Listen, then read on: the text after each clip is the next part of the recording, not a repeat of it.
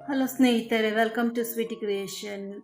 ಇನ್ನೊಂದು ಹೊಸ ರೆಸಿಪಿಯೊಂದಿಗೆ ನಾನು ಬಂದಿದ್ದೇನೆ. ಇವತ್ತು ಬ್ರೊಕೋಲಿ ಪೆಪ್ಪರ್ ಮಾಡ್ತಿದ್ದೇನೆ.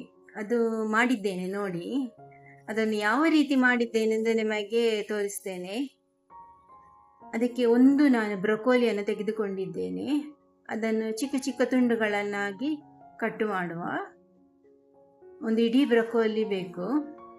ಅದನ್ನು ಚಿಕ್ಕದಾಗಿ ತುಂಡು ಮಾಡಿದ ನಂತರ ಅದನ್ನು ಉಪ್ಪು ಮತ್ತು ಅರಶಿನ ನೀರಲ್ಲಿ ಸ್ವಲ್ಪ ಹೊತ್ತು ನೆನೆ ಹಾಕಬೇಕು, ಒಂದು 5 ನಿಮಿಷಗಳ ಕಾಲ. ಅದರಲ್ಲಿ ಕೆಲವೊಮ್ಮೆ ಹುಳಗಳೆಲ್ಲ ಇರ್ತದೆ, ಅದು ಹೋಗಲು ಇದು ನೀರಲ್ಲಿ ಹಾಕಿಟ್ರೆ ಸಾಕು. ಆ ನಂತರ ಅದನ್ನು ತೊಳೆದು ಪುನಃ ಯೂಸ್ ಮಾಡುವ.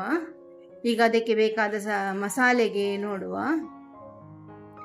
ಒಂದು ಬಾಣಲೆ ತೆಗೆದುಕೊಂಡು ಅದಕ್ಕೆ ಸ್ವಲ್ಪ ಎಣ್ಣೆಯನ್ನು ತೆಗೆದುಕೊಂಡು 2 ಟೇಬಲ್ ಸ್ಪೂನ್ನಷ್ಟು ಅದಕ್ಕೆ ಕೊಚ್ಚಿದ ಬೆಳ್ಳುಳ್ಳಿ ಮತ್ತು ಶುಂಠಿಯನ್ನು ಹಾಕ್ತಾ ಇದ್ದೇನೆ.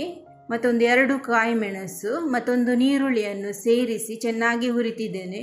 ಒಂದು ಒಳ್ಳೆ ಬ್ರೌನ್ ಕಲರ್ ಬರೋ ತನಕ ಚೆನ್ನಾಗಿ ಹುರಿಯಬೇಕು. ಬೇಕಿದ್ದರೆ ನೀರುಳ್ಳಿಯನ್ನು ಹುರಿಯುವಾಗ ಒಂಚೂರು ಉಪ್ಪನ್ನು ಸೇರಿಸಿ, ಆಗ ಪಕ್ಕನೇ ಬ್ರೌನ್ ಕಲರ್ಗೆ ಬರ್ತದೆ.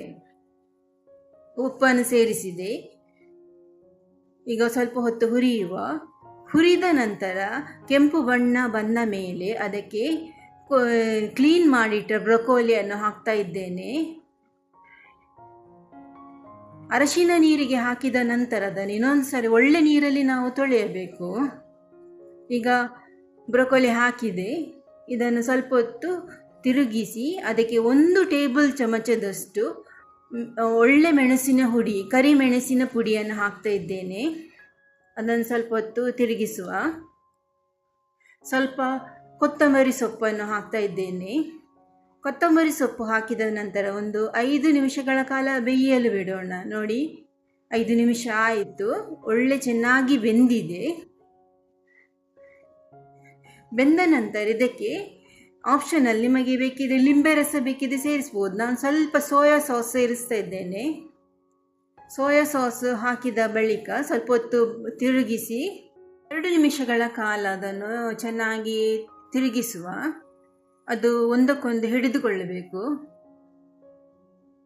ಇದು ಅನ್ನದ ಜೊತೆ ಒಳ್ಳೆ ಆಗ್ತದೆ, ಅಥವಾ ರೋಟಿ ಚಪಾತಿ ಎಲ್ಲ ಟೇಸ್ಟಿಯಾಗಿರ್ತದೆ. ಇದನ್ನು ಸಲಾಡ್ ಆಗಿ ಕೂಡ ನಾವು ಸೇವಿಸಬಹುದು. ಈ ವಿಡಿಯೋ ಇಷ್ಟ ಆದಲ್ಲಿ ಲೈಕ್ ಕೊಡಿ, ಸಬ್ಸ್ಕ್ರೈಬ್ ಮಾಡಿ. Thank you so much. ಮತ್ತೆ ಹೊಸ ರೆಸಿಪಿಯೊಂದಿಗೆ ಸಿಗೋಣ. ಸಬ್ಸ್ಕ್ರೈಬ್ ಹಾಗೂ ಲೈಕ್ ಕೊಡಲು ಮರೆಯದಿರಿ. ನಿಮ್ಮ ಸಪೋರ್ಟ್ ಯಾವಾಗಲೂ ಸ್ವೀಟ್ ಕ್ರಿಯೇಷನ್ ಜೊತೆ ಇರಲಿ.